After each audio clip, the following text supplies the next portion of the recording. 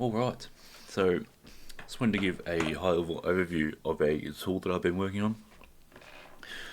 The tool is, the main concept for this tool has come from a gentleman on YouTube called Nate Aston. If you're interested in anything black hat marketing automation, I would strongly recommend checking out his channel. I would not be where I am today if it was not for him, so please be sure to go check him out. Alright, so what we're looking at here is the main database. We are using Airtable here for our database. We will stay in Airtable for a while, but once you start really filling Airtable out, it's just not the tool. It's not just not the optimal tool to be using. I'm looking at moving to Superbase in the coming days. Once we do that, I'll put out another video, but for now, this is what we're working with.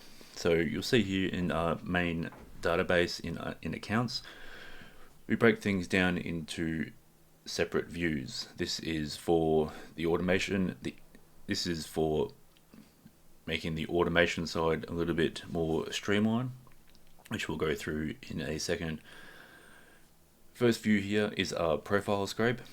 You'll see we have all the information of multiple creators. Every single day, this will come in and scrape the profiles of each of these creators. We'll be gathering information like the bio, the followers, the following, and the amount of posts that this creator has done. Once that's been done, we'll come into the second view, which is the feed scrape. Excuse me, just let me scroll back over. What the feed scrape is going to come in and do, it's going to obviously scrape the feed of said creators. When we're scraping the feed, this is allowing us to essentially have a quick view at how this creator is performing, making sure we're not bloating out the database full of creators that are not necessarily relevant to us. The main goal of this tool is to be able to jump on trends as they're happening, rather than trying to jump on trends that are 2, 3, 4 days old.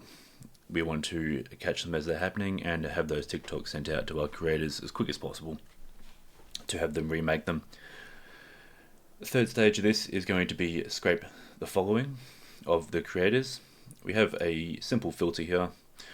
All we're doing is making sure we are scraping the following of other creators. We don't want to be scraping random accounts.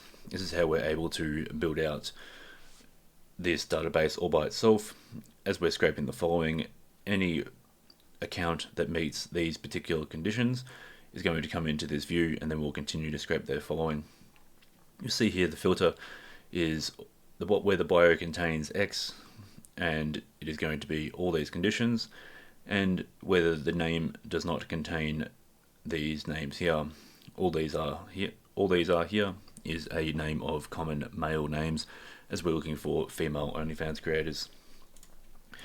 Coming down into a few more views real quickly, you'll see that we have profile scrape area. Everything has worked, so there's nothing in here. You'll see we have a few here for feed scrape error. Quite often you'll find these accounts get banned. This is the reason we have this feed scrape error, so we can come in here and manually check what the error was and whether the account has been banned or not, so we remove it from our database and the automation works as smooth as possible.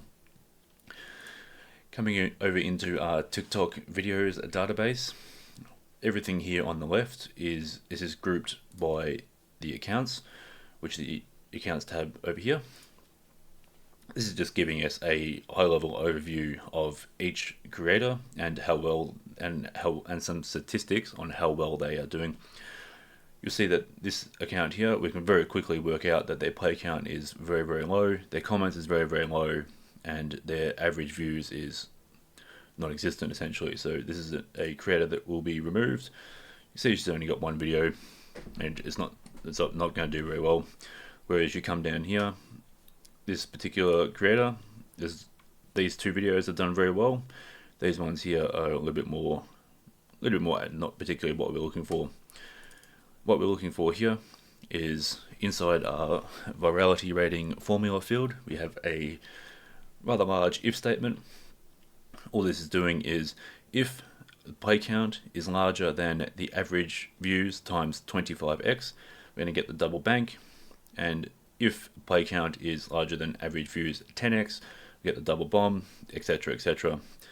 This is just giving us a very quick view at what each creator is doing, and this is how we essentially work out whether a TikTok is doing very well. You can see that all these here, their play count is fairly average, where this one here is over 25 times their average play count. This is a TikTok we'll be sending out to our creators to have them recreate it if it is within their means. You can see this is why we don't want to be voiding out the database.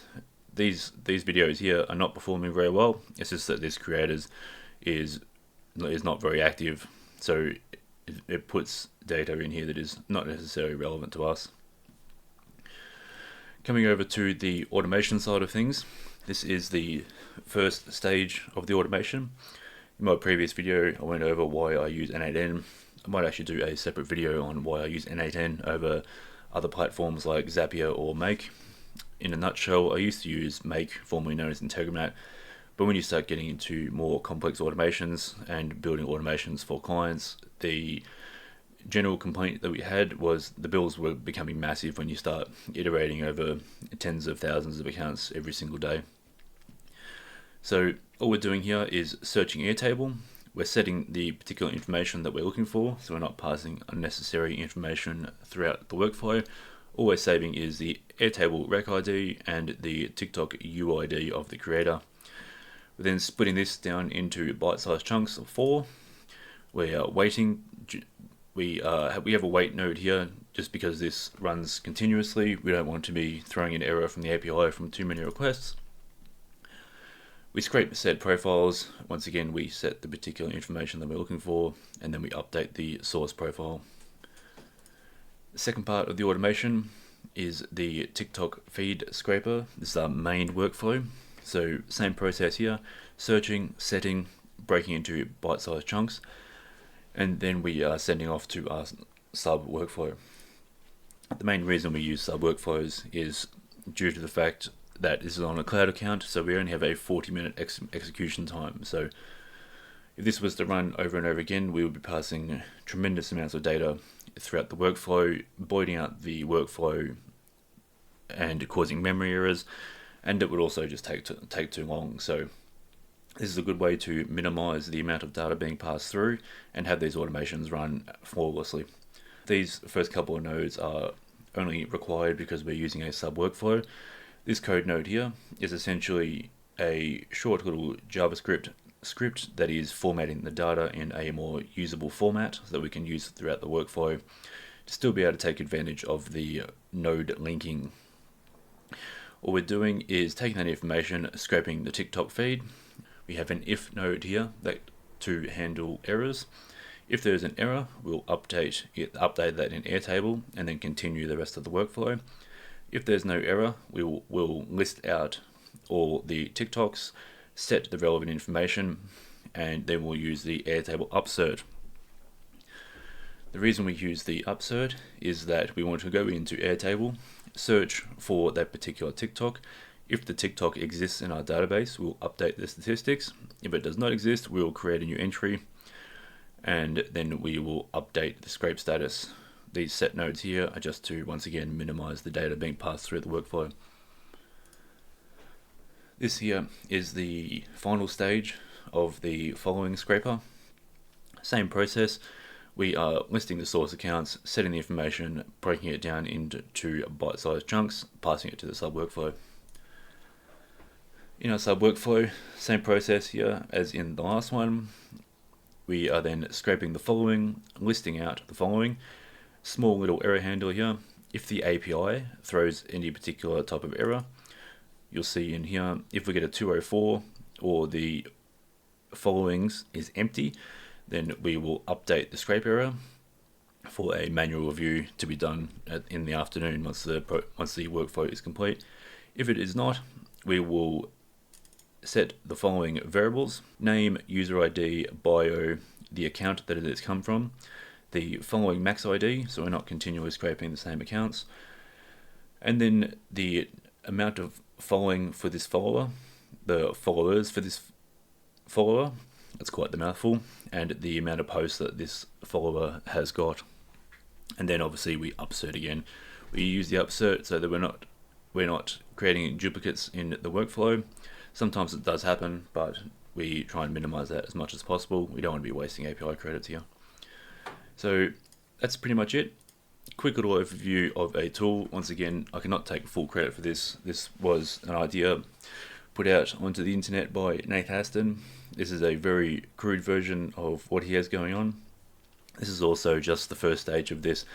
As I said, I am looking at moving this to Superbase and self-hosting NetN, so we can run this at a considerably larger scale and then use this for the back end for some other projects that we've got going on. So thank you very much for watching this video. That is about it for this one.